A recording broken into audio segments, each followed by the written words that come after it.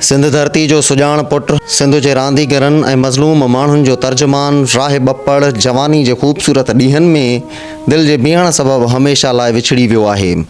जंहिंजो ओचिते विछोड़े संदसि चाहींदड़नि जा अंदर अधो अधु करे छॾिया आहिनि। हुन जो जनमु शिकारपुर ज़िले जे तालके खानपुर वेझो ॻोठ मोहरो माड़ी जे हिकु ग़रीब पोरियत जे घर में सन 5 सितंबर 1982 में थियो।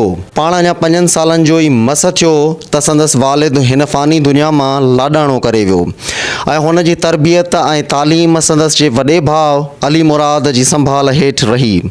हुन शुरूआती तालीम ॻोठ मोहरो जे प्राइमरी स्कूल मां हासिल कई। सेकेंडरी तालीम घोसपुर जे गवर्नमेंट हाई स्कूल मां, जॾहिं त बैचलर ऐं मास्टर्स जी डिग्री कंदकोट जे डिग्री कॉलेज मां हासिल कयईं। हू नंढपण खां ई ज़हीन ऐं होशियारु हो। खेसि बुनियादी तालीम सां गॾोगॾु तहक़ीक़, तहरीर, अदब ऐं शाइरी सां पिणु तमामु घणो चाव हूंदो हो। हू अवामी तहरीक जे सरगर्म कारकुन मरहूम अमानुल्लाह बपड़ जी सोबत में बि ॻच अरसो रहियो। अमानुल्लाह सां अदबी, फ़िक्री, नज़रियाती ऐं मुल्क जे अहम मसइलनि ते गुफ़्तगू ऐं ख़्यालनि जी ॾे वठि पिणु थींदी हुई। पाण अवामी तहरीक जे सरबराह रसूल पलीजो जी शख़्सियत मां तमामु घणो मुतासिर हो। पंहिंजे ख़ूबसूरत आवाज़, अंदाज़ ऐं ॾाहप सां अवामी तहरीक जे केतिरनि ई जलसनि में स्टेज सेक्रेटरी जा फ़राइज़ बि पिणु सरअंजाम ॾिनई। राय बपड़ सिंधूअ जे ॿिन्ही कंधनि ते साह खणंदड़ जीजल सिंध जे अबोझ, मिसकीन ऐं मज़लूम मारूअड़नि जो सघारो आवाज़ बणिजी कलम खे पंहिंजो हथियार बणाए सहाफ़ती मैदान में पेर पातो। हुन सहाफ़ती सफ़र जी शुरूआत करमपुर शहर मां सन 1997 ईस्वी में रोज़ाना अवामी आवाज़ जे रिपोर्टर जी हैसियत सां कई। रिपोर्टनि ऐं कालमनि ज़रिए मज़लूम अवाम जा अहंज उजागर कंदो रहियो। संदसि तहरीरुनि में धरती धणियुनि जो दर्द ऐं धरती जे रखवालनि जूं कयल ज़्यादतूं, नाइंसाफ़ियूं, हक़नि जी पामाली, ज़ुल्म ऐं जबर चिटियल नज़र अचे थो। साल 2007 ईस्वी में संदसि क़ाबिलियत, सलाहियत ऐं अणथक महिनत जे करे खेसि Sindh TV news electronic media जे प्लेटफॉर्म ते अचण जो मौक़ो फ़राहम थियो। उते बि पंहिंजी वुसअत सां पाण मञायो। प्रोग्राम डोर टू डोर माण्हुनि जे चपनि ते, उन्हनि जी ज़बानुनि ते हिकिड़ा चुप्त जा ताला लॻल आहिनि। असां उहे खोलण जी कोशिशि कयूं था पिया। पेराडू रिपोर्ट्स टाइम ऐं 2010 जी महाबोर जी बराह रास्त कवरेज सरे फ़हरिस्त आहिनि। जी नाज़रीन, हिन वक़्तु असीं टोड़ी बंद ते ई मौजूदु आहियूं। हीउ बंदि, हीउ दरिया, हीउ तव्हांखे मां ॾेखारींदुसि वेझो खां कोशिशि करे। हीउ तव्हां ॾिसो पिया त हीउ बंदि आहे, हीउ दरिया जो बंदि आहे। हीउ दरिया जो पाणी आहे। हीउ दरिया जे पाणी खां हीउ हिकिड़ो इंच थींदो मुंहिंजे ख़्याल में। हीउ नाज़रीन हिकिड़ो पूरे जो पूरो इंच थींदो जेको हीउ वञी हिते बंदि रहियो आहे। ऐं इलेक्शन ट्रांसमिशन हुजे, वर्ल्ड कप ट्रांसमिशन या स्पेशल टॉक्स जहिड़नि प्रोग्रामनि जो नुमाया हिसो रहियो।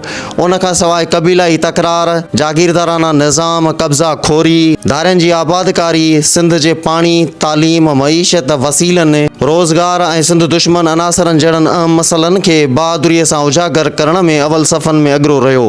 संदसि जाखोड़ जो अहम किरदारु सिंध जा मज़लूम रांदीगर रहिया।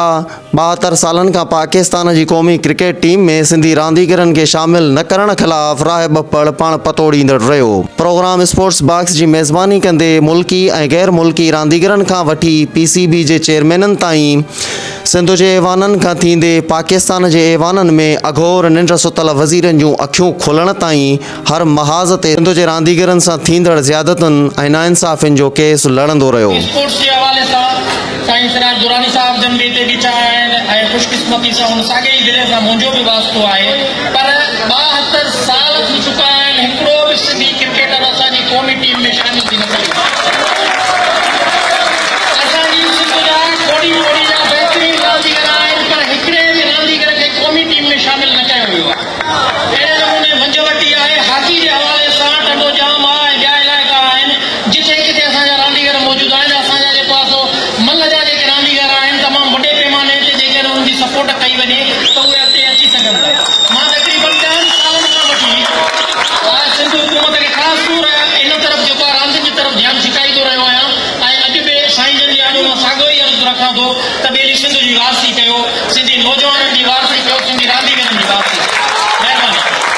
नेठ संदसि जी इन इहे जोटियल जंगी जी फतह थी जॾहिं ज़ाहिद महमूद ऐं शाहनवाज़ खे पाकिस्तान जी क़ौमी क्रिकेट टीम जो हिसो बणायो वियो।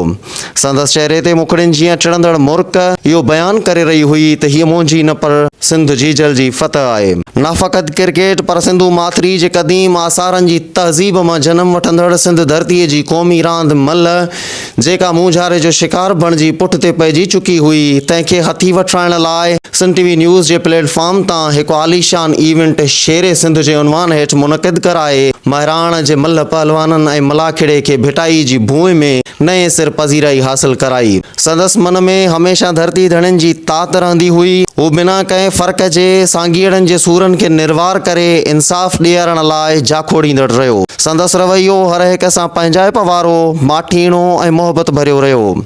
हू बेबाक ऐं बहादुर सहाफ़ी, सिंध धरतीअ जो सुलछणो, सचार, बाकिरदार ऐं वफ़ादार फ़र्ज़ंद, जंहिंजी ज़िंदगी जो मक़सदु हमेशह ॿियनि लाइ जीअण रहियो। नए साल 2022 जी सुबुह जी आजियां जिते समूरी काइनात करे रही हुई, त राहिब बप्पड़ बि उन सुबुह जो आजियाणो उन उमीद सां करे रहियो हो त हिन नई सुबुह जो सिजु सिंध जे सांगीड़नि लाइ नवां पेचरा, नयूं मंज़िलूं, नवां ख्वाब ऐं ख्वाबनि जी साभियां जो किरणो बणिजी उभरंदो। पर इहो कंहिं न ॼातो हो त इन रोशन सुबुह जो उभरंदड़ सिजु ईंदड़ ॾींहुं 2 जनवरी ते हज़ारे दिलनि में ॾार विझंदे, अखिड़ियुनि खे लुड़कनि जो नज़रानो ॾींदे ऐं मन अंदरि मुंझारे जी आंधी आणींदे हिकु सुर्ख़ शाम थी लहंदो। ऐं धरती जे सचे आशिक, सांगीड़नि जे सरवाण ऐं असांजे महबूब खे हमेशह लाइ असां खां दूर वञी अंधेरी राति जे हंज में सुम्हारींदो।